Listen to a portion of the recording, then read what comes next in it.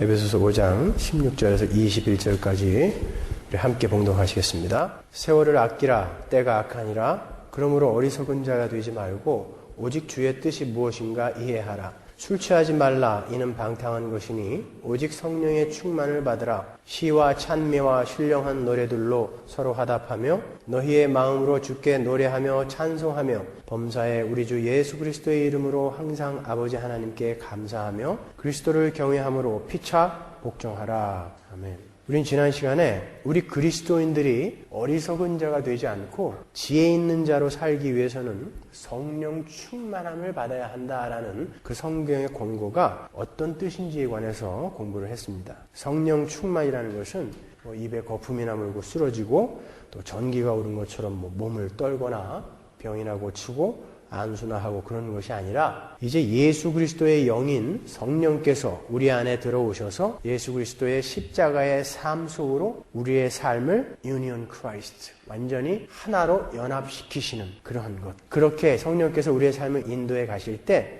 그 뜻에 열심히 순종해 나가는 우리의 선택과 몸짓 이런 모든 것들을 우리가 성령 충만한 삶이다 이렇게 공부를 했죠. 사도는 우리가 그 성령 충만한 삶을 살아내기 위해서 우리의 시간을 아껴서 열심히 분투해야 함도 아울러 권고하고 있습니다. 여러분 지난 한 주를 어떻게 보내셨어요? 우리 지난 주에 시간을 아낍시다. 세월을 아낍시다. 열심히 같이 공부하고 기도하고 갔는데 한 주를 어떻게 보내셨습니까? 한번 기억해 보세요.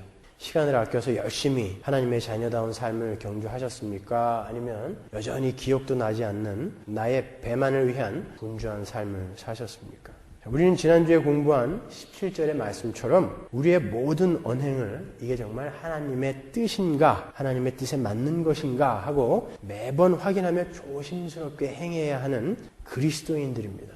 우리가 확인해야 하는 하나님의 뜻이 뭐라고 그랬죠? 데살로니가전서 4장 3절 하나님의 뜻은 거룩이니라 그랬잖아요. 하나님의 뜻은 거룩이니라. 그러니까 우리는 우리가 행하는 모든 것들이 우리의 거룩이 유익이 되는가 아닌가를 늘 물어야 하는 거예요.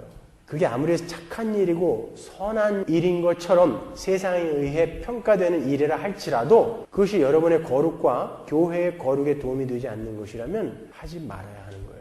여러분의 도덕관, 윤리관은 세상의 도덕관과 윤리관과는 다른 것이어야 되는 것입니다. 근데 18절에 보시면 성령의 충만을 받으라고 강조하면서 그 성령의 충만을 술 취함과 대조하고 있는 것을 우리가 보게 되죠. 18절 한번 보세요. 술 취하지 말라. 이는 방탕한 것이니 오직 성령의 충만을 받으라. 왜 성령의 충만과 술 취함과를 대조를 할까요?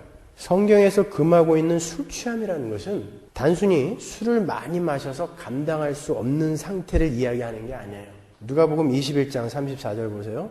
너희는 스스로 조심하라. 그렇지 않으면 방탕함과 술 취함과 생활의 염려로 마음이 둔하여지고 뜻밖의 그날이 덫과 같이 너희에게 임하리라. 로마서 13장 13절 낮에와 같이 단정히 행하고 방탕과 술 취하지 말며 갈라디아서 5장 21절 투기와 술 취함과 방탕함과 또 그와 같은 것들이라 전에 너희에게 경계한 것 같이 경계하노니 이런 일을 하는 자들은 하나님의 나라를 유업으로 받지 못할 것이요. 베드로전서 4장 3절 너희가 음란과 정욕과 술 취함과 방탕과 연락과 무법한 우상 숭배를 하여 이방인의 뜻을 조차 행한 것이 지나간 때가 족하도다. 잘 보시면 뭔가 공통점이 있죠.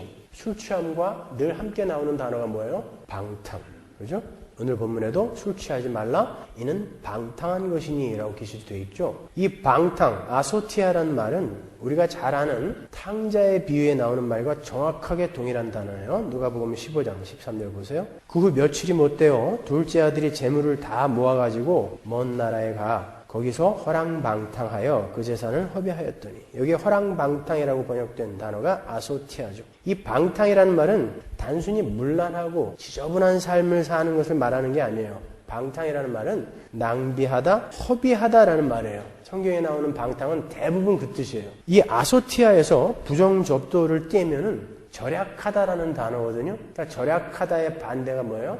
낭비하다, 허비하다라는 뜻이란 말이에요. 이렇게 술 취함이라는 것은 단순히 술을 많이 마시지 말아라라는 말이 아니라 시간을 허비하는 것의 대표적인 것으로 성경에 등장하는 거예요. 바울 당시에 중동에서는 예수를 믿지 않는 세상 사람들의 대표적인 특징이 술 취한 거였어요. 거기는 포도주가 음료수였으니까 술 취하는 게 아주 다반사였다고요. 그래서 술 취함 하면 그들이 떠올리는 이미지가 퍼뜩 있었단 말이죠. 그래서 술 취함을 가지고 시간을 허비하는 것, 시간을 낭비하는 것을 바울이 설명을 하는 거죠. 그러면 술의 특징이 뭡니까? 그 방면에 대해서는 제가 아주 전문가죠.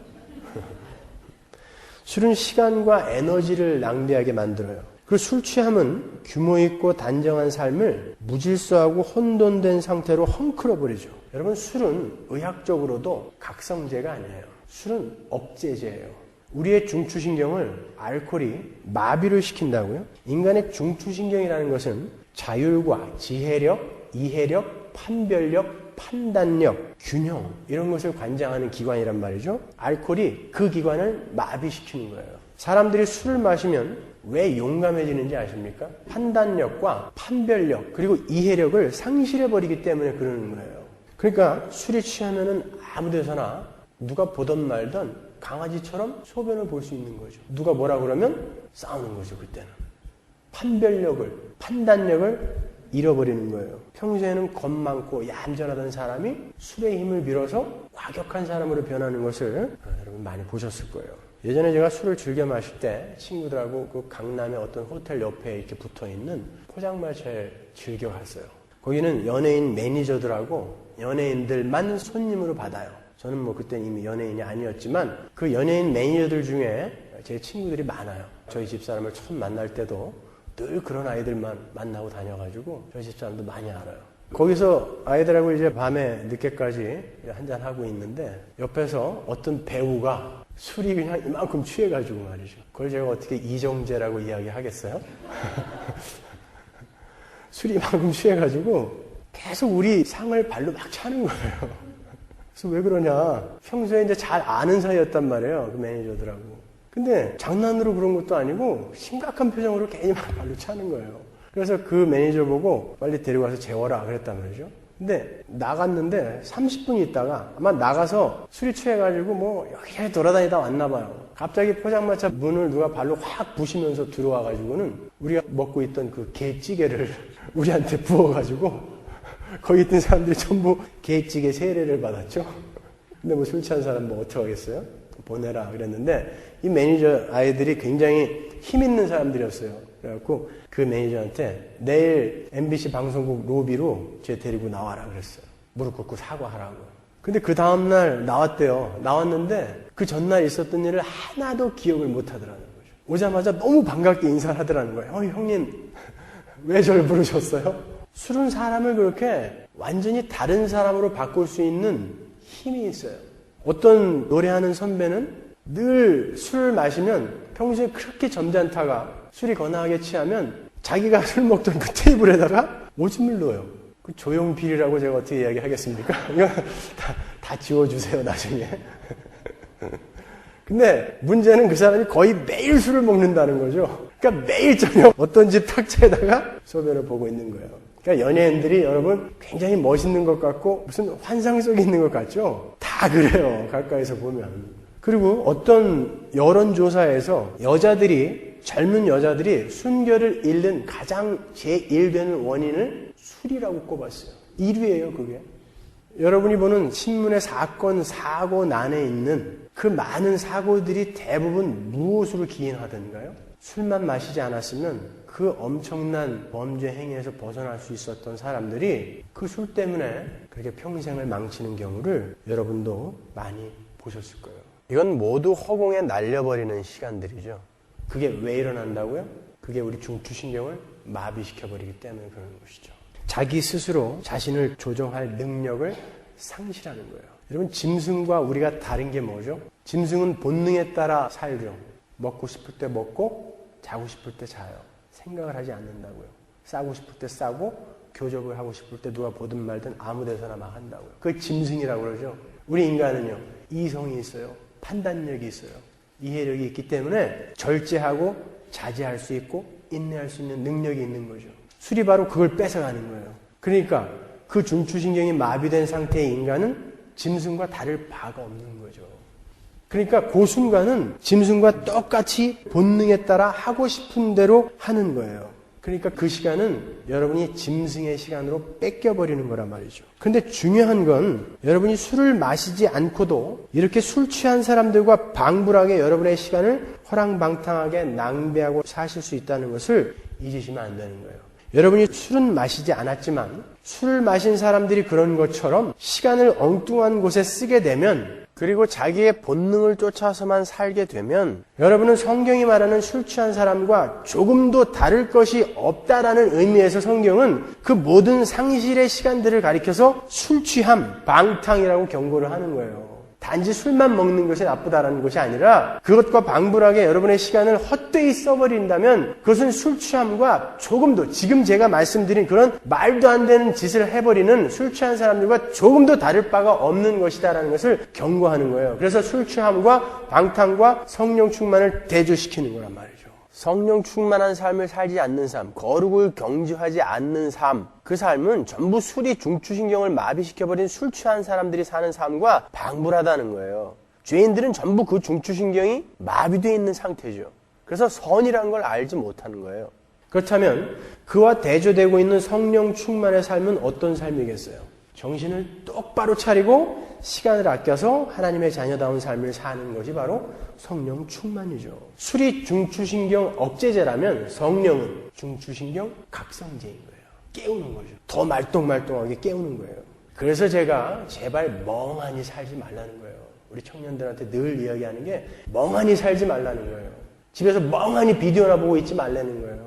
멍하니 누워서 잡생각이나 하고 있지 말라는 거예요. 차라리 그러려면 나가서 죄를 지으라니까요. 멍하니 시간 낭비하지 말고 차라리 나가서 죄를 지으세요. 그 시간에 그러면 나중에 회개라도 하죠. 그냥 멍하니 그렇게 시간 낭비하지 말라 말이에요. 뭘 하도 하라니까요. 그리스도인은 그렇게 멍하니 살 수가 없어요. 시간이 아까워서. 게으르지 마세요. 부지런해지세요. 그리고 또 우리가 간과해서는 안 되는 중요한 것이, 사도는 술 취하지 말라, 시간을 방탕하게 허비하지 말아라, 이 아소티아라고 소극적인 절제의 권고에서 끝나는 것이 아니라 적극적으로 성령 충만을 받아라 라는 권고를 함께 하고 있다는 것을 간과하시면 안 돼요. 여러분, 성경에서 무엇을 하지 말라는 것은 그것을 하는 대신에 다른 것을 하라는 적극적인 권고가 함께 들어있는 거예요. 예를 들어서 어떤 녀석이 매일 하라는 공부는 안 하고 연애를 하다가 부모님께 들켰어요. 부모님이 너희는 연애하지 말어! 라고 야단을 쳤을 때 동생이, 똑같이 공부 못하는 동생이 옆에 있다가 나는 연애 안 하는데, 그럼 걔는 칭찬받나요? 차라리 연애나 해라 이놈아, 나가서. 넌 연애도 안 하고 어떻게 공부도 못하냐? 그렇게 되는 거예요. 연애를 하지 말라는 건 공부를 하라는 말의 강조지, 단순히 연애만 안 하고 그냥 멍하니 가만히 있으면서 공부도 안 하고 다른 일도 안 하고 그렇게 있으면 되는 게 아니잖아요. 성경이 똑같은 거라고요. 뭘 하지 말라라는 것은 그 시간에 뭘 다른 걸 하라라는 거예요. 그러니까 성경에는 늘 이 소극적인 권고와 함께 적극적인 권고가 함께 들어가 있단 말이죠. 그러니까 여러분은 시간을 허랑방탕하게 쓰는 대신에 성령 충만한 삶, 예수 그리스도의 십자가의 삶과 자기 부인의 삶과 섬김의 삶과 그분의 성품을 내 삶 속에서 구현해내는 그 성령 충만한 삶, 그 삶을 열심을 내셔서 사셔야 되는 거예요. 여러분 시간을 아끼고 아껴서 그 삶을 열심히 살아내셔야 됩니다. 정말 복음을 안 사람은 진짜 게으를 수가 없어요. 지난달에 한국에서 80살에 80살에 초등학교에 입학한 할머니가 계셨죠? 왜 입학했다고 그랬죠? 그 할머니가 예수를 믿게 돼서 성경을 너무 보고 싶은데 한글을 모르는 거예요. 그러니까 증손자뻘 되는 아이들하고 초등학교에 정식으로 입학을 했어요. 성경 읽겠다고요. 그런 열심들이 나오게 돼 있는 거예요. 연세가 80이면 그냥 목사 설교나 열심히 듣다가 가면 되지 뭐 이렇게 뒤로 물러나 앉으실 수 있는 나이란 말이죠. 근데 내가 내일 당장 죽더라도 오늘 성경 한 장은 읽고 죽겠다라는 그런 궁금함과 열심이 그 안에서 솟구쳐 올라오는 거예요. 그렇게 예수님을, 복음을 바로 아는 사람들은 어떤 일이 있어도 무슨 수를 써서라도 교회가 모이는 곳에 참석해요. 제가 이제는 조금 알겠어요. 누가 그런 열심 속에 있는 사람이며 누가 여태까지 쇼를 했던 사람인지 이제 조금 알겠어요. 그건 드러나요, 언젠가는. 그 열심들은 속일 수가 없어요. 그런 사람들은 모든 스케줄을, 교회의 스케줄을 보고 자기의 나머지 스케줄을 조정을 해요. 왜? 배우고 싶으니까. 그리고 나의 교회를 만나고 싶으니까. 그런 열정이 안 생기겠습니까? 말이 안 되죠, 그건요. 여기에도 수요 성경 공부를 오시느라고 자기 휴무일을 수요일로 바꾸신 분이 계세요. 비가 오나 눈이 오나 버스를 타고 늘 오시는 분이 계세요. 듣고 싶어서요. 배우고 싶어서. 영원히 나와 함께 살 교회를 만나고 싶어서. 늘 말씀드리지만 테이프로 듣는 거와 교회가 모인 자리에서 이 자리에서 성령 하나님이 역사하셔서 그들이 알아듣는 거와는 천지 차이로 다른 거예요. 그러려면 집에서 전부 방송으로 예배드리지 뭐하러 여기 와요? 왜 와요 여기? 왜 하나님이 모이기를 힘쓰라고 그랬을까요? 아주 사소한 약속, 자기들의 모든 스케줄을 자기가 원하는 대로 다 시간을 쓴 다음에 남으면 교회에 오겠다. 이거는 아직 천국이 뭔지, 복음이 뭔지, 하나님의 백성들이 뭔지를 모르는 사람들이죠. 어제 오늘 새벽에 참 비가 많이 왔어요. 근데 새벽 기도에 늘 오시는 15명이 한 명도 빠지지 않았어요. 오히려 더 일찍 들어오셔서 열심히 기도하셨어요. 제가 칭찬은 잘 안 하는 편이지만 그런 분들 보면 제가 참 머리가 숙여져요. 저는 목사라서 오지만 그분들은 한마디라도 더 듣고 1시간이라도 더 기도하고 싶어서 시간을 쪼개서 오시는 거예요. 그 중에는 하루에 14시간을 웨이트레스로 일하시는 분이 계세요. 여러분 14시간 웨이트레스로 일해보신 적 있어요? 저희 집사람이 며칠 동안 해본 적이 있는데 제가 밤마다 병으로 그 다리 문지르느라고 제가 그만두라고 그랬어요. 힘들어서. 그 정도로 힘든 거예요. 그 일은요. 근데 그분은 한 번도 안 빠지세요. 잠 1시간이 정말 소중한 분은 그분이에요. 그럼에도 불구하고 얼마나 똘망똘망한 눈으로 그 새벽 기도를 다 받아 적어요. 다. 그런 눈물로 기도하고 가세요. 자, 그런 분들 보면서 힘을 얻는 거예요. 참 뒷심들이 부족해요. 처음에는 뭔가 열심히 하는 척 하는데 언젠가 보면 다 나가 떨어져 있어요. 여러분 잠 많이 주무시지 마세요. 줄이세요. 그리고 여러분 교회 생활에서 아낀 시간 어디다 쓰고 계십니까? 한번 생각해 보세요. 지금 뭐 하세요? 그 시간 동안에 열심히 교회 일 하다가 그만두고 그 남는 시간 뭐에 쓰고 계십니까? 예수를 믿는 자들의 하나님을 향한 열심은 점점 더 커지는 거예요. 중도에 포기되는 게 아니에요. 내 편안함을 위해서, 나의 안락을 위해서, 나의 쉼을 위해서 중도에 포기되는 게 아닌 거예요, 여러분. 절대 여러분 게으른 채 머물러 있지 마세요. 어제 한국 충남에 계신 어떤 성도님께서 전화를 하셨어요. 제가 그분의 동의를 얻어서 여러분께 그분을 좀 소개해 드리려고 그래요. 그분은 쉰이 넘으신 분이에요. 55이라고 그러셨는데 3대째 예수를 믿으시는 그런 집안의 장남이셨어요. 그러니까 나면서부터 교회에서 자란 거예요. 근데 지금까지 55년간 예수를 믿으면서 예배당에 가는 걸 기쁨으로 간 적이 한 번도 없으셨대요. 여태까지. 아버지, 할아버지 때부터 가던 곳이니까 습관적으로 55년간 한 번도 빠지지 않고 예배당에 갔는데 그리고 장로 직분까지 받았는데 돈을 2천만 원을 냈다고 그러더라고요. 근데 기쁨이 없대라는 거예요. 자기의 삶에. 단 한 번도 하나님의 자녀됨으로 인해서 흥분된 적이 없었대요. 그리고 기대에 찬 마음으로 감사한 마음을 가지고 예배당으로 향해 본 적이 한 번도 없었다는 거예요. 여태까지. 게다가 자식들마저 이제 다 나가고 하시던 사업마저 자꾸 줄어들고 망해갔다고 그래요. 그래갖고 살 소망이 다 끊어졌대요. 그래서 매일 술에 쩔어서 살고 계셨다는 거죠. 급기야는 자살을 결심하고 계셨대요. 오늘 죽을까? 내일 죽을까? 그때 어떤 분이 한국에서 우리 교회 설교 테이프를 복사해서 거의 들리지도 않는 어떤 테이프를 4개인가 주셨다는 거예요. 그걸 들으시고는 이게 기독교면 내가 죽을 이유가 전혀 없다는 걸 잘 깨달았다는 거죠. 그래서 웹사이트를 들어와서 지금까지 있는 200개 설교를 싹 다 들으셨대요. 그리고는 자기가 완전히 변했대라는 거예요. 정말 이게 기독교라면 내가 죽어야 할 이유가 없다는 거예요. 아니 죽기는 왜 죽어? 오히려 나의 이 구질구질한 삶이 하나님께서 나를 너무나 사랑하시는 증거라는데 내가 왜 죽냐는 거예요. 그리고 그 사랑이 진짜 내 안에서 확 느껴지더라는 거죠. 그게 성령이 하시는 거예요. 그때 확 뒤집어져가지고 성경이 너무너무 읽고 싶어지더라는 거죠. 그리고 새벽에 일어나서 기도하고 싶어서 잠을 못 자겠대요. 그래서 그 매일 저녁 술에 쩔어서 낮 11시나 돼서 일어나는 사람이 새벽에 일어나서 교회 문을 열고 새벽 기도에 오시는 목사님을 기다린다는 거예요. 그분이. 그러면서 흥분한 목소리로 한국에서 전화를 하신 거예요. 그리고 우리 교회 웹사이트를 하루에 20번도 더 들어오신대요. 혹시 무슨 새로운 소식이 있는가? 그리고 우리 교회 교인들은 얼굴이 어떻게 생겼는가? 이게 보고 싶으셔갖고 20번도 더 들어온대요. 사업도 망했으니까 뭐 별반 할 것도 없고 근데 그게 너무 좋다는 거예요. 너무 기뻐서 말이죠. 이렇게 저 지구 반대편에서 나와 한 길을 가고 있는 사람들이 있다라는 것을 자기가 그 사진의 얼굴을 하나하나 보면서 그냥 너무너무 가서 이렇게 안아주고 싶더라고요. 바뀌는 거예요, 여러분, 사람이. 그분을 보고 교회 사람들이 저 장로님 미쳤다 그랬대요, 처음에. 드디어 돌았구나. 사람이 갑자기 변하면 사람들이 미쳤다 그러잖아요. 지난 주일에 시카고에서 비행기 타고 우리 교회 오신 분 계세요?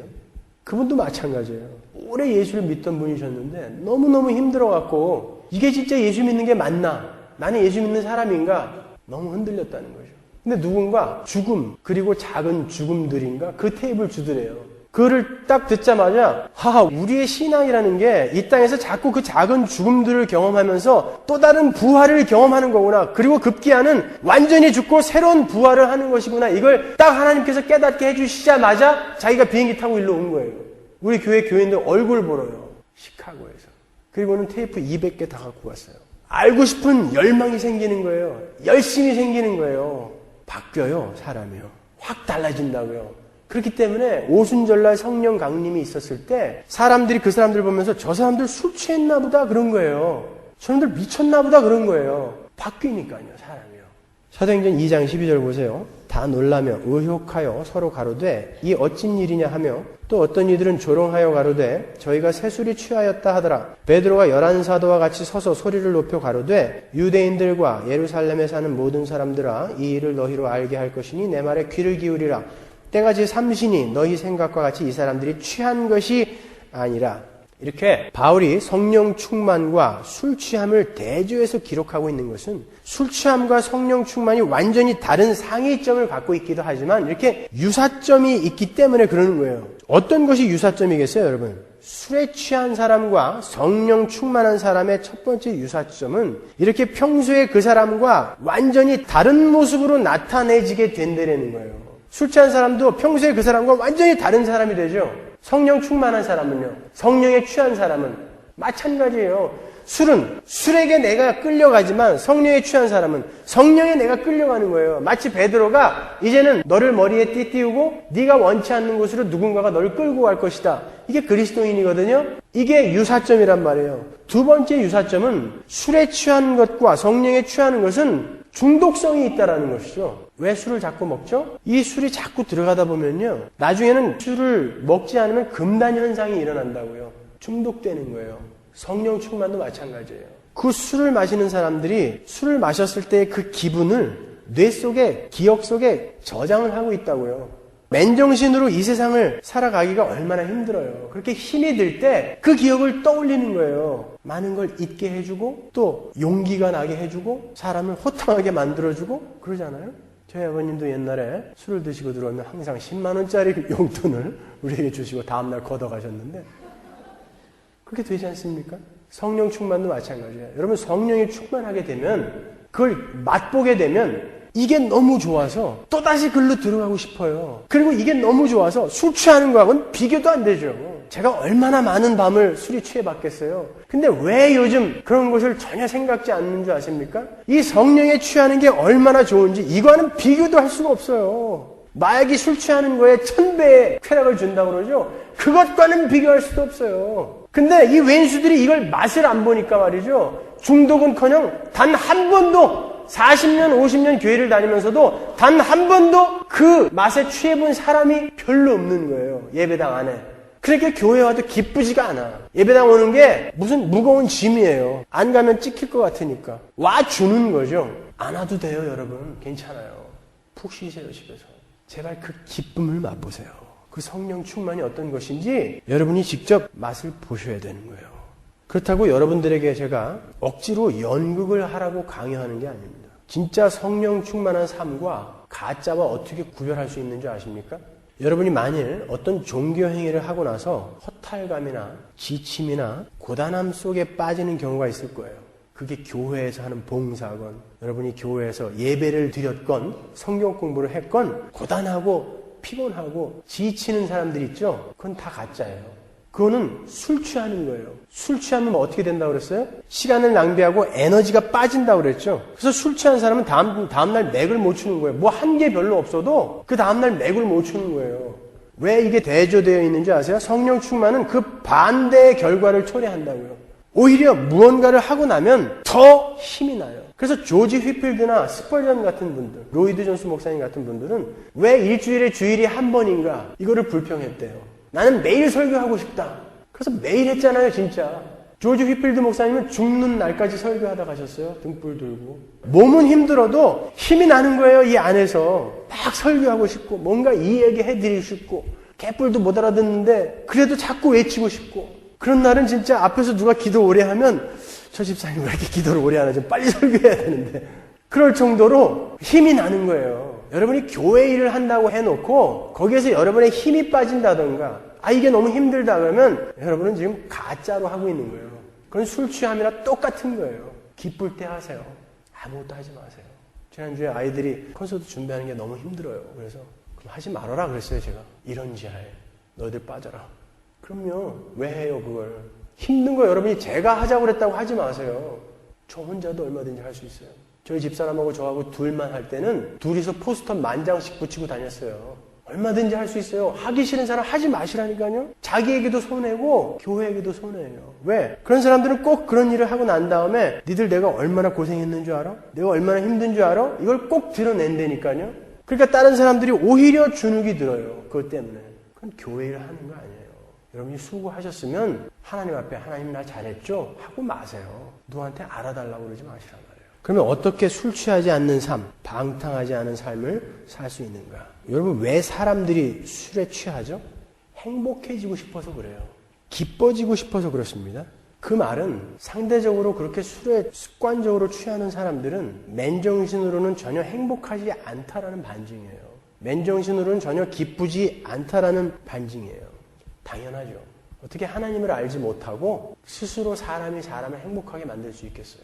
전혀 행복할 수 없어요. 그래서 저는 세상 사람들이 예수 믿지 않는 사람들이 술 마시는 거 100번 이해해요. 그 사람들은 소망이 없어요. 그렇기 때문에 술의 힘을 빌지 않고는 이 땅을 살 수가 없어요. 여러분 그 음주의 욕구를 잘 따라 들어가 보면 거의 대부분이 나의 채워지지 못한 행복과 불만을 해소하기 위해서 그리고 나의 힘을 술의 힘을 빌어서라도 과시해 보고 싶어서 술을 마시는 거예요. 그런데 여러분은 어떻게 술을 안 마시고도 살 수 있는 분들이 되셨죠? 술을 안 마시고도 행복한 비결을 발견했기 때문에 그런 거죠. 아니 우리 집사람처럼 알코올 알러지가 있는 사람 말고 그런 사람은 워낙 못 먹고 워낙 나는 술을 참 즐겨 했는데 그것에 힘을 빌지 않고는 참 살기 힘들었는데 어느 순간 저처럼 전혀 생각이 안 나는 사람들이 분명히 이 자리에 있잖아요. 어떻게 그렇게 된 거예요? 내 안에 그것을 먹었을 때보다 훨씬 더 큰 행복과 기쁨이 들어와 버렸기 때문에 그런 거예요. 시편 18편 1절 보세요. 나의 힘이 되신 여호와여 내가 주를 사랑한다이다. 여호와는 나의 반석이시요 나의 요새시요 나를 건지시는 자시요 나의 하나님이시요 나의 피할 바위시요 나의 방패시요 나의 구원의 뿌리시요 나의 산성이시로다. 이분이 어디 있어요? 내 안에 계세요. 술 먹는 사람은 술로 자기의 힘을 삼지만 나는 여호와가 나의 힘이라니까요. 나의 힘이 되신 여호와예요.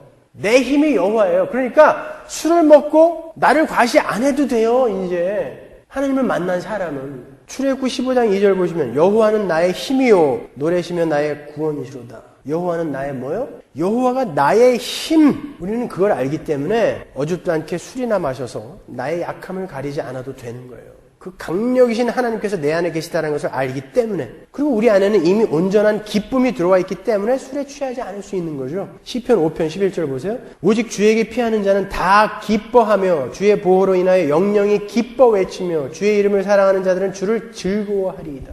주를 아는 자들은 주님이 그 안에 계신 자들은 전부 기쁨 속에 빠져들게 돼 있어요. 그래서 이제는 술을 안 마셔도 돼요. 그러니까 자꾸 그 기쁨의 근원이신 그 예수를 자꾸 알아가시란 말이에요. 내 안에 도대체 뭐가 들어있는지. 그걸 모르니까 자꾸 딴 기쁨을 찾으려고 하는 거란 말이에요. 시편 4편 6절 보세요. 수많은 사람이 기도할 때마다 주님 우리에게 큰 복을 내려주십시오. 주님 주의 환한 얼굴을 우리에게 보여주십시오 하고 빕니다. 그러나 주께서 나에게 이미 안겨주신 기쁨은 다른 사람들은 복 주세요. 뭐 주세요? 기쁨 주세요. 행복 주세요 하는데 이미 나에게 주님께서 뭘 안겨주셨다고요? 기쁨을 안겨주셨다는 거예요. 그 기쁨은 핵곡식과 새 포도주가 풍성할 때 누리는 기쁨보다 더 큽니다. 그래서 나는 술 안 마십니다예요. 그래서 나는 쓸데없는데 에너지를 소비하면서 내 시간을 허랑방탕하게 안 쓴다란 말이에요. 요한복음 17장 13절 보시면 지금 내가 아버지께로 가오니 내가 세상에서 이 말을 하옵는 것은 저희로 내 기쁨을 저희 안에 충만히 가지게 하려 함이니이다. 그 기쁨을 우리에게 주시러 예수님이 오셔서 우리에게 주셨단 말이에요. 근데 이걸 모르니까 자꾸 딴 기쁨 구하는 거죠. 여러분 오늘날 기독교의 이름을 쓴 그 무당 종교의 문제점이 뭔지 아세요? 그게 영적이든 물질적인 것이든 모든 관심이 나의 필요에 있다라는 거예요. 나의 필요에 집중이 되어 있다라는 거예요. 마치 술에 취해서 나를 기쁘게 하고 나를 과시하고 싶어하는 세상 사람들처럼 예수를 이용해서 나를 행복하게 하고 나를 기쁘게 하고 나를 드러내고 싶어하는 것이 기독교의 내용이 되어버리고 말았단 말이죠. 이게 가장 큰 문제점이에요. 여러분 힌두교 사원에 가면 위대한 이 세상의 종교 지도자들의 초상화가 쭉 걸려 있어요. 거기 예수님 초상화도 있어요. 힌두교는 원래 범신론을 바탕으로 한 종교죠. 불교와 마찬가지로. 범신론이 뭐예요? 이 우주가 다 신이라는 거죠. 너도 신, 나도 신, 쟤도 신, 요놈도 신, 풀도 신, 바위도 신. 이 우주와 세상은 한 꼭지점으로 귀결되게 되는데 그게 신이라는 거예요. 이 세상 모든 것이 신이라는 것은 어떤 것도 신이 아니다란 말과 같은 거예요. 그러니까 범신론은 무신론과 같은 거죠. 어떤 의미에서. 그런데 그 안에 죄와 용서를 가리키는 유신론적 기반을 갖고 있는 신학자들이 있어요. 힌두교 신학자들. 그 사람들이 쓴 책들을 보면 오늘날의 기독교와 아주 흡사해요. 참 가관이에요. 논리가 하나도 안 맞아요. 그들도 신을 인정하고 인간은 죄의 용서를 받아야 하는 존재라고 인정하고 신들에게 죄를 용서받아야 한다라고 이야기해요. 그때 어떤 기독교 신학자가 그 신학자한테 물었어요. 그러면 당신도 우리가 예수를 통하여 구원을 얻는 것처럼 당신네들도 오직 예수로만 구원을 받아야 한다는 것을 인정하는 것이냐? 그랬을 때 그들이 뭐라고 대답했냐면 아니다. 예수가 용서 안 해주면 알라한테 가면 된다. 알라가 안 해주면 석가모니한테 가면 된다. 석가모니가 안 해주면 공자한테 가면 된다. 왜? 다 신이니까. 웃기죠. 예배당 안에서도 똑같이 그렇게 믿는다니까요. 나에게서 위 초점이 옮겨지지 않으면 나의 필요, 나의 구원, 심지어 여기에서 여러분의 초점이 하나님의 영광으로 옮겨지지 않으면 여러분들도 이 신이 누구인지는 관심이 없고 나를 무조건 구원해주는 그 신을 쫓게 되는 거예요. 이건 굉장히 중요한 차이라고요. 여러분 예수를 구원받기 위해 믿으시죠? 맞는 거예요. 근데 거기에서 여러분이 그대로 머물러 계시면은 여러분은 또 다른 예수라는 우상을 만들어낼 수 있는 아주 위험한 지경으로 가게 되는 거예요. 우리는 구원을 받기 위해 하나님을 섬기는 게 아니에요. 그분이 나를 구원하신 하나님이 섬김과 영광과 존귀와 찬양을 받으시기에 합당하신 분이기에 그분을 섬기는 거예요. 여러분이 거기까지 안 가시면 안 되는 거예요. 우리가 출애굽기에서 공부한 것처럼 이스라엘이 애굽에서 나온 후에 모세가 시내산에 올라가서 40일 동안 두문불출하자 시내산 아래에서 아론과 이스라엘 백성들이 금송아지를 만들었죠. 금송아지는 애굽의 풍요와 다산의 신이란 말이에요. 이들이 그 금송아지를 만들어 놓고 이들이 그 금송아지의 이름을 여호와라고 지었단 말이죠. 그러니까 이들에게 필요했던 건 자기들을 끌어내신 여호와가 누구이신지, 그분이 도대체 얼마나 크신 분인지, 왜 우리가 그분을 섬겨야 되는지 이런 거에 관심이 있었던 게 아니라 나의 필요를 채워주는 누군가, 어떤 신, 그건 금송아지여도 괜찮고 애굽의 무슨 우상이어도 괜찮고 뭐든지 다 괜찮다는 거예요. 그걸 이름을 여호와라고 불러도 괜찮고 예수라고 불러도 괜찮고 하나님이라고 불러도 괜찮다라는 것이죠. 그렇게 예배당 안에서 예수를 믿는 사람들이 있단 말이에요. 기독교 신앙은 나의 필요가 하나도 채워지지 않는다 할지라도 그분이 여호와 하나님이시기 때문에 그분을 믿는 것을, 그분을 섬기는 것을 신앙이라고 하는 거예요. 심지어 그분이 나를 구원하시지 않았다 할지라도 그분은 섬김과 찬양과 존귀와 영광을 받으실 분이기 때문에 그분은 당연히 섬김을 받아야 된다, 찬양을 받아야 한다, 영광을 받아야 한다까지 여러분이 가셔야 되는 거예요. 우리는 거기까지 가야 되는 거라니까요. 그게 우리의 목적지인 거예요. 여러분은 어떠세요? 여러분은 여러분에게 구원을 주시는 분이 누구이신지를 알고 그분을 섬기고 계시는 거예요? 아니면 그분이 누구인지는 상관없고 그저 나를 지옥에서 구원해주는 어떤 신을 섬기고 있는 것입니까?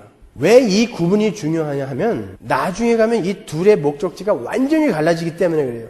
나의 구원, 나의 필요가 목적지가 되어버리면 그 구원 그 이후의 삶을, 구원 그 이후라는 말은 사실 없어요. 그러나 여러분의 이해를 돕기 위해 제가 이렇게 말씀드리는 거예요. 구원받고 그 이후의 삶을 우리가 경주해 낼 수가 없어요. 내 구원이 목적이면 구원 받았으니까. 그러나 나를 구원하신 그 하나님의 영광을 드러내는 것을 나의 목적지로 삼으면, 성경이 우리에게 요구하는 건 그거거든요. 그걸 목적지로 삼게 되면 나를 구원하신 그 크신 하나님의 영광을 위해서 오늘을 살게 되는 거예요. 그래서 올바른 구원관을 갖고 있는 사람과 그렇지 못한 사람의 이 현실의 삶이 확 차이가 나는 거예요. 그러니까 여전히 나에서 머무르고 있는 사람들은 게을러질 수밖에 없어요. 그리고 맨날 나는 왜 이렇게 게을를까? 나는 왜 이렇게 게을를까? 그 뭐 회개하는 것 같죠? 후회하는 것 같죠? 아니요. 그 사람 아직 복음을 모르는 거예요. 아직도 나에서 머물고 있는 사람이에요. 우리의 목적지는 하나님의 영광이다라는 것을 아는 사람은 오늘을 부지런히 살아요. 뭘 해도 한다니까요. 열심히 교회 생활하고 열심히 교회가 모이는데 모이는 거예요. 나의 구원을, 나의 필요를 위해서 교회에 나오는 사람들은 삶이 변화가 없어요.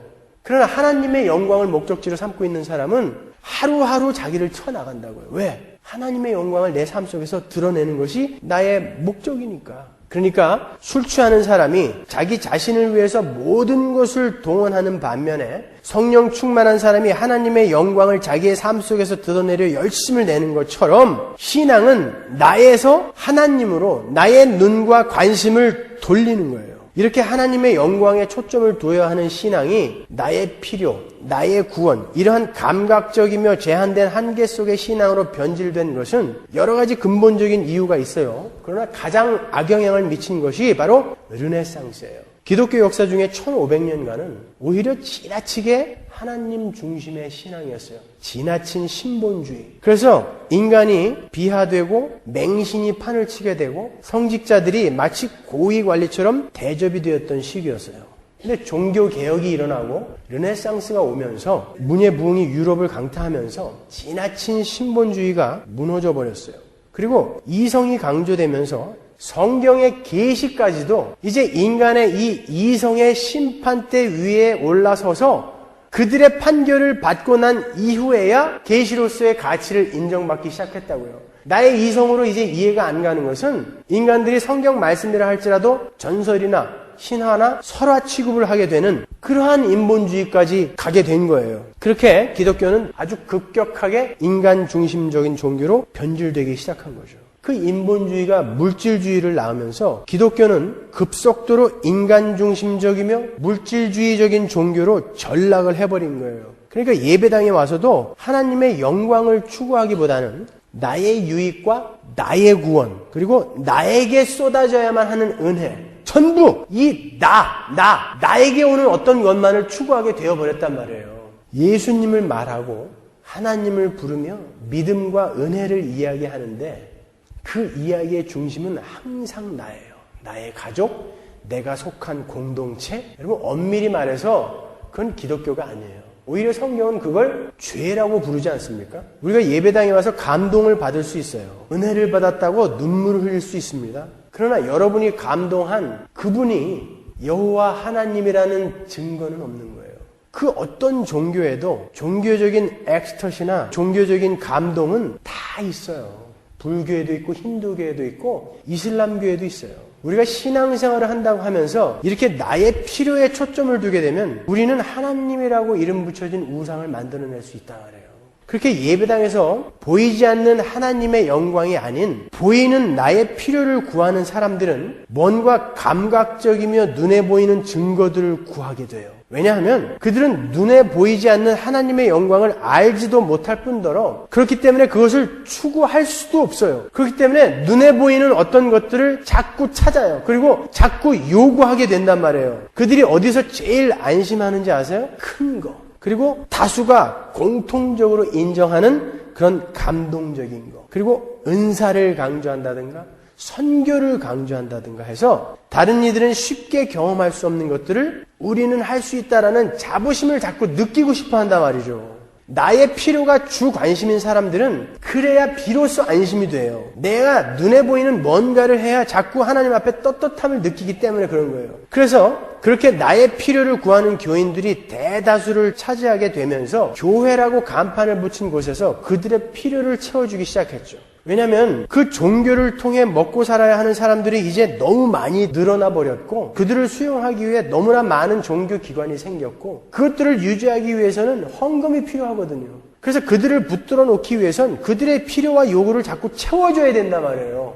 그래서 그들의 눈에 보이는 필요를 자꾸 채워주기 시작한 것들이 프로그램의 개발이에요. 여러분, 윌로크릭 교회에 많은 프로그램이 있는데 그것들을 세계 여러 나라의 교회들의 지도자들이 가서 보고 배우고 수십만 불의 로열티를 내고 가져가요.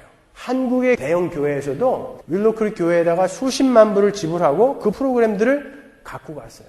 제자 훈련, 새신자 양육, 열린 예배 이런 거. 그런 것들을 로열티를 지불하고 가지고 가요. 자식이 있는 많은 부모들이 어떤 교회를 찾죠? 주일학교에서 무엇을 가르치는가를 염두에 두는 부모는 제가 여태까지 잘 못 봤어요. 어떻게 하면 우리 아이의 이 관심을 확 뺏어서 이 아이를 이 교회에 잘 붙들어 놓는가 이걸 봐요. 그러니까 교회에서는 뭐 연극도 하고 음악회도 해야 되고 동물원도 데리고 가야 되고 인형극도 하고 이런 걸 많이 만들어야 돼요. 그래서 아이들이 좋아하는 것을 해줘야 된다고요. 그것들을 하기 시작했죠. 아이들이 뭘 좋아합니까? 아이들이 좋아하는 건 죄예요, 다. 아십니까? 그걸 자극시켜주면 아이들은 언제든지 뭐예요. 프로그램이라는 건 대부분 그걸 자극시켜주는 거예요. 근데 많은 사람들이 자식을 가진 부모들이 교회를 선택할 때 자식들을 행복하게 해주고 자식들을 기쁘게 해주는 곳을 찾아가요. 그 지도자가 그들에게 어떤 복음을 전하는지는 I don't care. 관심이 없어요. 이게 다른 거예요. 어떤 교회들은 신비한 성령의 은사를 강조하죠. 왜요? 사람들은 그런 눈에 보이는 신비한 것과 자기와 관계가 있다고 생각하면 잠깐이지만 아주 안심을 하게 되거든요. 우리 교회는 늘 성령 집회를 해. 그래서 성령의 역사가 엄청나게 일어나. 베레아파 교회에 가면 방언으로 찬양합시다 그런다고요. 그럼 방언 못하는 사람은 멍하니 있어야 돼. 어떻게 방언으로 찬양을 하지? 근데 다 해요. 그러니까 집에서 급기야 그걸 녹음해다가 연습을 해오는 사람이 있어요. 쇼죠. 이재력이 TV에 나와서 여러분 저기 천사가 오셨습니다. 오른손을 드셨습니다. 여러분도 하이 해주세요. 그랬더니 거기 있는 유명한 교수 장군들이 전부 5만 명이 그걸 보고 천사님 안녕. 병신들이죠. 그 벌고숭이 임금님 아니에요? 나 안 보인다 그러면 내가 이 신앙의 집단에서 소외될까봐 그 중에 정신분열증 환자 몇 명 빼고는 다 안 봤을 텐데 다 봤다고 하는 거예요. 기독교는 거기까지 내려간 거죠, 지금요. 이왕이면 예배당도 크게 짓죠? 여러분, 우스갯소리인 것 같지만 많은 사람들이 큰 예배당에 계신 하나님은 뭔가 나를 위해 더 큰 일을 해주실 것 같은 착각을 한다고 그래요. 그리고 그렇게 사람들이 많아지고 예배당이 커지면 사람들은 어김없이 나는 모두가 공인하는 안전한 공동체에 들어와 있다라는 안심을 하게 된다고 해요. 그래서 자기 스스로 경주해 나가야 할 신앙생활을 오히려 소홀하게 된다는 거예요. 나는 여기에 속해 있기 때문에 이렇게 큰 교회, 이렇게 유명한 목사님이 목회하는 교회에 있기 때문에 나는 안전해 라고 자만을 해버린다는 거예요, 사람들이요. 그래서 오히려 큰 곳에 자꾸 사람들이 모이게 된다는 거죠. 정말 그럴까요? 거기에 하나님이 함께 계실까요? 여러분, 기독교는 공간의 종교가 아니에요. 기독교는 시간과 역사 속에서 해석이 되어야 되는 거예요. 오히려 공간의 종교는 바알을 섬기는 종교가 공간의 종교예요. 바알은 그 바알 신전에만 있어요. 그래서 그 바알을 섬기는 여사제들과 바알을 섬기는 여사제들은 전부 창녀였어요. 그들과 성직자들과 그리고 바알을 섬기는 신자들이 바알 신전에서 매춘을 했다고요. 그렇게 하면 바알이 그걸 보고 흥분을 해서 비를 뿌려준다고 생각했어요, 그들이요. 그러면은 수확이 많아지고 다산이 우리에게 온다라고 생각했단 말이죠. 우리 하나님이 여기 계세요? 우리 안에 계세요. 내가 가는 곳에 계세요.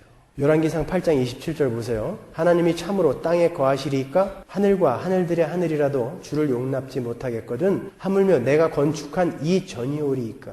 그러나 나의 하나님 여호와여 종의 기도와 간구를 돌아보시며 종이 오늘날 주의 앞에서 부르짖음과 비는 기도를 들으시옵소서. 주께서 전에 말씀하시기를 내 이름이 거기 있으리라 하신 곳 이 전을 향하여 주의 눈이 주야로 보옵시며 종이 이곳을 향하여 비는 기도를 들으시옵소서. 종과 주의 백성 이스라엘이 이곳을 향하여 기도할 때에 주는 그 간구함을 들으시되 주의 계신 곳 하늘에서 들으시고 들으시사 사하여 주옵소서. 솔로몬이 성전을 건축하고 그 성전을 하나님께 봉헌하는 장면이에요. 솔로몬이 뭐라고 그래요? 이거 하나님 집이니까 잘 사세요. 그랬습니까? 어찌 하나님이 여기에 거하시겠습니까? 하나님, 우리가 이 성전을 보고 우리가 하나님께 기도하면 하나님은 어디에서? 하늘에서 주의 계신 곳 하늘에서 응답하옵소서잖아요. 성전은 누구예요? 예수 그리스도를 예표하던 거죠. 우리가 그 예수의 이름으로 예수를 바라보며 기도하면 하나님이 하늘에서 들으시고 우리의 응답하는 것을 예표하는 것이 성전의 개념이란 말이에요. 근데 크게 예배당을 지으면 그게 하나님께 영광이 된다고요? 아무 상관없어요. 그 담임 목사에게는 영광이 되겠죠. 큰 거 줬으니까. 특히 우리 한국 사람들은 옛날에 자기 집 가져보는 게 소원이었던 사람들이 태반이라 그렇게 예배당 짓는 거를 열심히 내요. 그게 하나님께 영광되지 않아요? 열왕기상 8장 내내 뭐라고 나와 있는지 보세요. 32절 주는 하늘에서 들으시고 행하시되 34절 주는 하늘에서 들으시고 36절 주는 하늘에서 들으사 39절 주는 계신 곳 하늘에서 들으시고 44절 주의 백성이 그 적국으로 더불어 싸우고자 하여 주의 보내신 길로 나아갈 때 저희가 주의 빼신 성과 내가 주의 이름을 위하여 건축한 전 있는 편을 향하여 여호와께 기도하거든 주는 어디서? 하늘에서 저희의 기도와 간구를 들으시고. 여러분, 사람들이 큰 것과 다수를 좋아하는 것은 이렇게 보이지 않는 하나님의 영광, 하늘에 계신 하나님의 영광을 알지 못하기 때문에 그런 거예요. 그러니까 자꾸 뭘 보려고 하는 거예요. 물론 우리가 처음 예수를 믿게 될 때는 나의 필요, 나의 구원에 관심을 갖게 되죠. 그러나 일단 예수를 믿고 성숙해져 가면서 나의 관심의 초점이 옮겨지게 되어 있는 거예요. 우리가 어린아이였을 때는 부모가 그저 나의 필요를 채워주고 내가 요구하는 것을 다 들어주고 나를 잘 키워주는 분으로 인식이 되어 있지만 우리가 자라면서 철이 들면서 부모에 대한 인식이 어떻게 바뀌어요? 아, 우리 아버님, 어머님 뭔가 좀 좋은 것을 드셔서 오래오래 건강하게 사셔야 될 텐데 뭘 해서 내가 우리 아버님, 어머님을 기쁘게 해드릴까? 이렇게 바뀌잖아요. 철이 들면. 나이 40 먹어서도 엄마 밥 줘. 이거는 박약하죠. 우리는 반드시 그 자리로 가야 된다니까요. 언제까지 하나님 내가 원하는 거 내 필요를 채워주세요. 거기서 머물 거예요. 내 구원 이거 확실한 거예요? 언제까지 거기서 머무실 거예요? 우리 아버지가 도대체 내가 뭘 해야 기뻐하실까? 그게 하나님의 영광을 드러내는 삶이라니까요. 뭘 해야 기뻐하세요? 하나님의 성품으로 살아주는 걸 기뻐하시죠. 지난 시간에 그걸 뭐라고 그랬어요? 그게 성령 충만이라고 했잖아요. 그게 지혜 있는 삶이라고 그랬잖아요. 그걸 우리가 이 땅에서 하는 거예요. 15세기에 코페르니쿠스가 나오기 전에는 전부 하늘이 돈다고 생각했어요, 사람들이. 해, 달, 별 이런 것들이 지구를 중심으로 돌아가고 있다. 코페르니쿠스가 나와서 아니다, 땅이 돌아간다, 지동설을 주장했죠. 이걸 그래서 코페르니쿠스적 대변혁이라고 그러죠.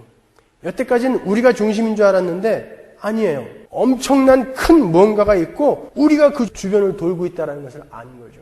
여러분의 신앙생활에 이런 코페르니쿠스적 대변혁이 일어나지 않는 한 여러분은 늙어 죽을 때까지 예수를 믿고도 술 취한 사람처럼 방탕하게 시간을 보낸 사람처럼 그렇게 살다 갈 수가 있는 거예요. 그래서 그거를 확실하게 여러분이 구분해 놓으셔야 되는 거예요. 아니, 오죽하면 이 미국 사람의 33%가 아직도 하늘이 돌아간다고 믿는데요. 혹시 여기도 있는가 모르겠어요. 세계 최강국이라면서 여기가.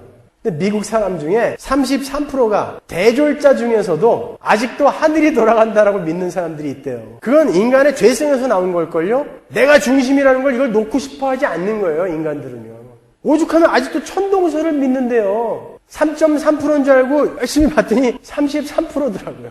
이 정도예요, 인간은요, 여러분. 이렇게 아직도 자기 중심적인 신앙에 머무르고 있는 사람은 아직도 자기가 자기 인생의 하나님이기 때문에, 자기 인생의 왕이기 때문에 스스로 자꾸 힘을 키우려고 시도하게 된단 말이죠. 내 편을 자꾸 모으려고 하고. 재물과 명예는 물론이고 세상적인 인기와 다른 이들의 인정 이런 것들을 추구해요.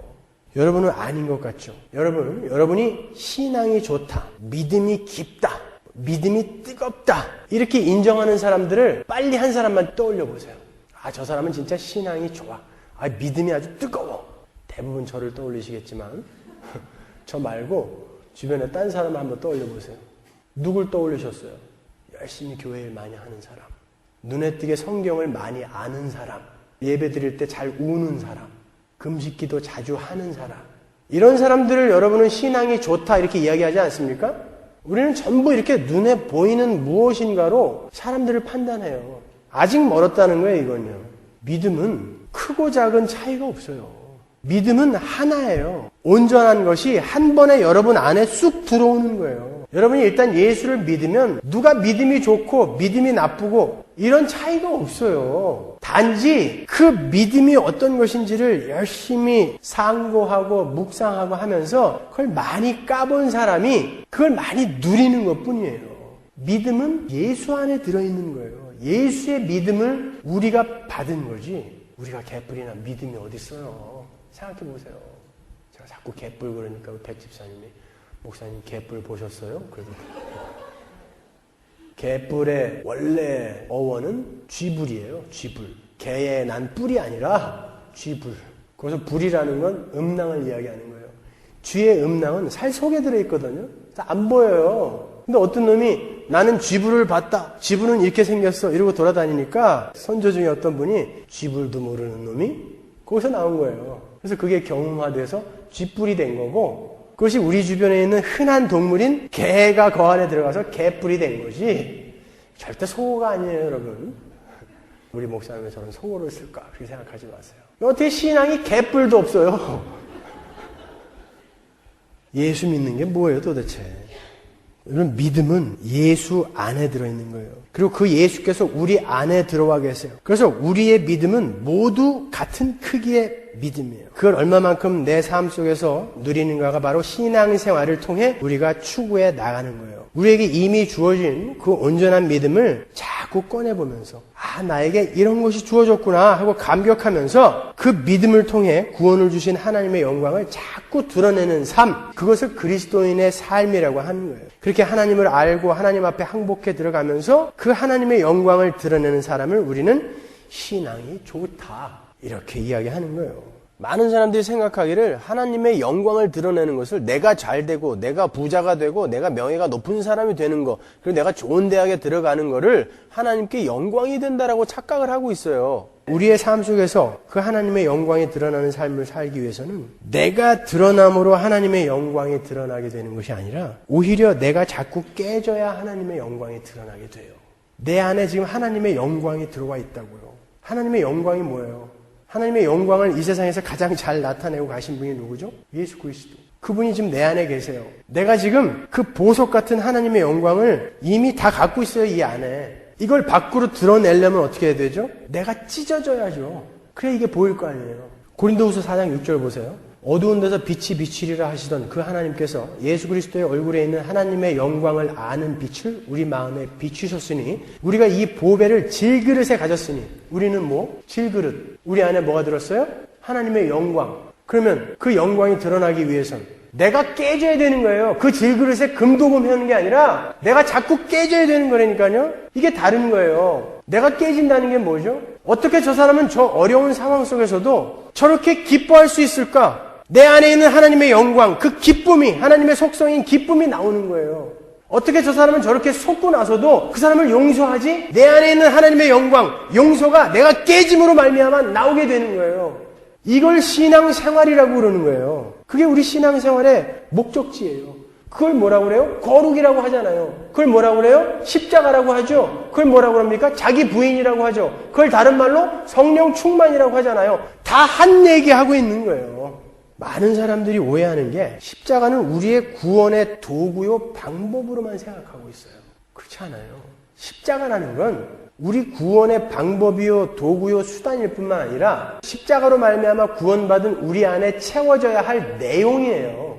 왜? 그 십자가를 지는 삶, 원수를 위해 나의 목숨을 버리는 그 삶이 바로 하늘나라 삶의 원리이기 때문에 그런 거예요.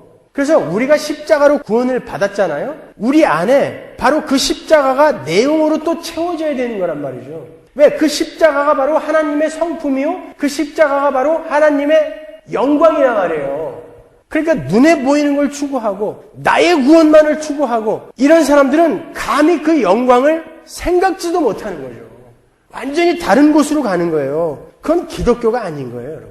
그래서 우리가 예수를 잘 믿게 되면 오히려 우리의 삶 속에 내 질그릇이 깨지는 그런 이해하지 못할 상황들이 많이 생기는 거예요. 네가 깨지는 그 상황 속에서 네 안에 있는 보배가 진짜 나오는지 한번 보라고. 예수 잘 믿고 나면은 부부싸움을 안 합니까? 하죠. 그런데 누군가가 거기에서 용서와 인내라는 열매를 보여줘요. 그게 내 안에 있는 보배, 하나님의 속성이 드러나는 거예요. 하나님의 영광이 드러나는 거예요. 예수 잘 믿으면 교회 안에 분란이 없을 것 같아요? 있어요. 근데 누군가가 진짜 하나님의 백성이 참아주고 용서해주고 사랑해줘요. 이런 보배들이 거기서 이렇게 보이는 거예요. 언뜻 여러분들에게서 제가 그걸 보죠. 그럼 신앙생활은 그거 하다가 가는 거예요.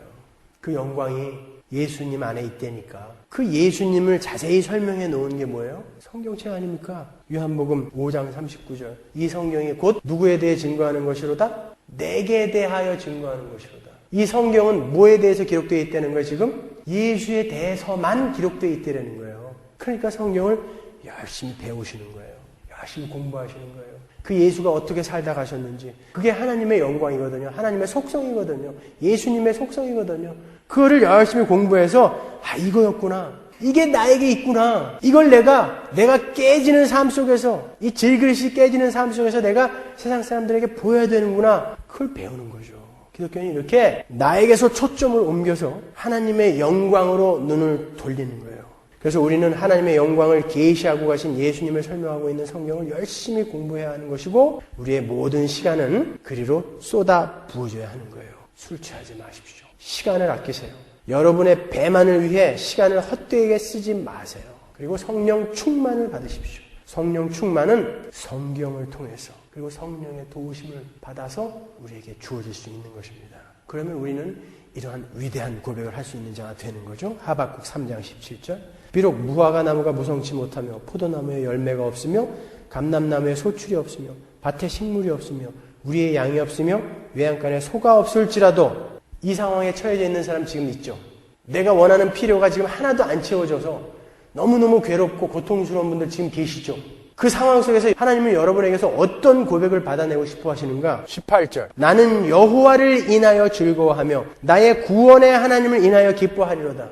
나는 무화과 나무, 포도나무, 감람나무, 밭의 식물, 우리의 양, 외양간 소로 나의 기쁨을 삼지 않고 나의 구원의 하나님을 인하여 기뻐하리로다. 이리로 우리를 끌고 가고 싶으신 거예요. 그런 게 나에게 하나도 주어지지 않아도 나는 하나님 한 분만으로도 기뻐합니다. 이 수준까지 끌고 가시는 거예요. 그걸 신앙생활이라고 하는 거예요. 19절. 주 여호와는 나의 힘이시라. 또 나오죠. 주 여호와가 나의 힘이에요. 여러분의 돈이 여러분의 힘이 아니고 여러분의 명예가 여러분의 힘이 아니라니까요. 주 여호와는 나의 힘이시라. 그래서 밭에 식물이 없고 무화과 나무에 열매가 없고 포도주가 없어도 나는 괜찮아. 이 고백 받아내시는 게 하나님의 목적이에요. 그러니까 그게 싫으신 분은 빨리 딴 데로 가세요. 우리 교회에서는 그 이야기 이외에 다른 이야기를 해드릴 수가 없어요. 왜? 그 일 이외에 다른 것에 시간을 쓰는 것은 전부 술 취하며 방탕하며 시간을 헛되게 쓰는 것이기 때문에 우리는 시간을 아껴서 성령 충만한 삶, 예수 그리스도의 십자가의 삶을 내 삶 속에서 구현해내는 삶, 자기 부인의 삶, 하나님의 영광을 나타내는 삶, 거기에 시간을 쏟아야 되기 때문에 다른 이야기를 할 새가 없어요. 기독교는 나에서 벗어나 하나님께로 눈을 돌리는 것입니다. 기도하겠습니다.